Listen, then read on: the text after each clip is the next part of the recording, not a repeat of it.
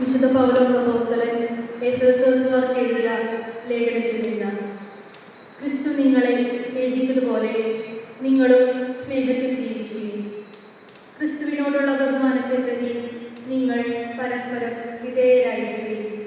ഭാര്യമാരെ, നിങ്ങൾ കർത്താവിന് എന്ന പോലെ ഭർത്താക്കന്മാർക്ക് വിധേയരായിരിക്കുകയും.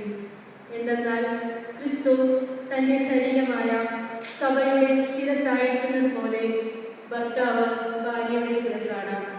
ക്രിസ്തു തന്നെയാണ് ശരീരത്തിൻ്റെ രക്ഷകനും. സഭ ക്രിസ്തുവിന് വിധേയരായിരിക്കുന്നത് പോലെ ഭാര്യമാർ എല്ലാ കാര്യങ്ങളിലും ഭർത്താക്കന്മാർക്ക് വിധേയരായിരിക്കണം. ഭർത്താക്കന്മാരെ, ക്രിസ്തു സഭയെ സ്നേഹിക്കുകയും അവളെ വിശുദ്ധീകരിക്കാൻ വേണ്ടി തന്നെ തന്നെ സമർപ്പിക്കുകയും ചെയ്തതുപോലെ നിങ്ങൾ ഭാര്യമാരെ സ്നേഹിക്കണം.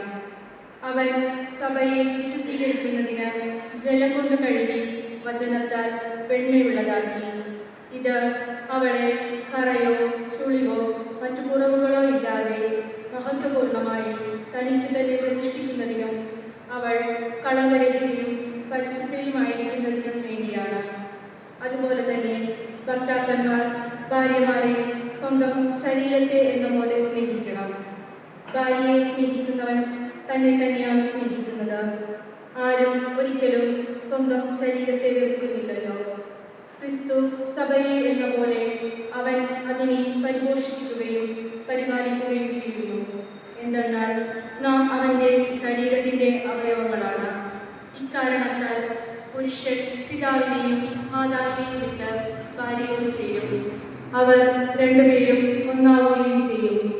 ഇത് ഒരു വലിയ രഹസ്യമാണ്. സഭയോടും ക്രിസ്തുവിനോടും ബന്ധപ്പെടുത്തിയാണ് ഞാൻ ഇത് പറയുന്നത്. ചുരുക്കത്തിൽ നിങ്ങളിൽ ഓരോ വ്യക്തിയും തന്നെ പോലെ തന്നെ ഭാര്യയെ സ്നേഹിക്കണം. ഭാര്യയാകട്ടെ ഭർത്താവിനെ ബഹുമാനിക്കുകയും വേണം. കർത്താവിൻ്റെ വചനം.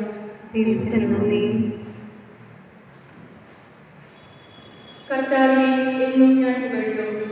കർത്താവിനെ എന്നും ഞാൻ പുകഴ്ത്തും. കർത്താവിനെ ഞാൻ എന്നും പുകഴ്ത്തും. അവിടുത്തെ സ്തുതികൾ എപ്പോഴും എൻ്റെ ആദരങ്ങളിൽ ഉണ്ടായിരിക്കും. കർത്താവിൽ ഞാൻ അഭിമാനം കൊള്ളുന്നു. പീഡിതർ കേട്ട് ആനന്ദിക്കട്ടെ. കർത്താവിനെ ഞാൻ എന്നും പുകഴ്ത്തും. കർത്താവിനെ ഞാൻ എന്നും പുകഴ്ത്തും. എന്നോടൊത്ത് കർത്താവിനെ മഹത്വപ്പെടുത്തുവിൻ. നമുക്ക് ഒരുമിച്ച് അവിടുത്തെ നാമം സ്തുതിക്കാം. ഞാൻ കർത്താവിനെ തേടി, അവിടുന്ന് എനിക്ക് ഉത്തരമരുളി.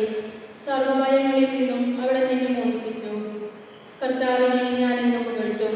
കർത്താവിനെ ഞാൻ എന്നും പുകഴ്ത്തും.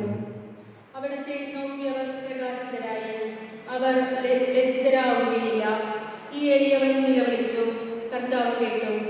എല്ലാ കഷ്ടതകളിലും നിന്ന് അവനെ രക്ഷിക്കുകയും ചെയ്തു. കർത്താവിനെ ഞാൻ എന്നും പുകഴ്ത്തും. കർത്താവിനെ ഞാൻ എന്നും പുകഴ്ത്തും. കർത്താവിന്റെ ദൂതൻ ദൈവഭക്തരുടെ ചുറ്റും പാളയം വിളിച്ച് അവരെ രക്ഷിക്കുന്നു. കർത്താവ് എത്ര നല്ലവനെന്ന് രുചിച്ചറിയും. അവിടുത്തെ ആശ്രയിക്കുന്നവൻ ഭാഗ്യവാൻ.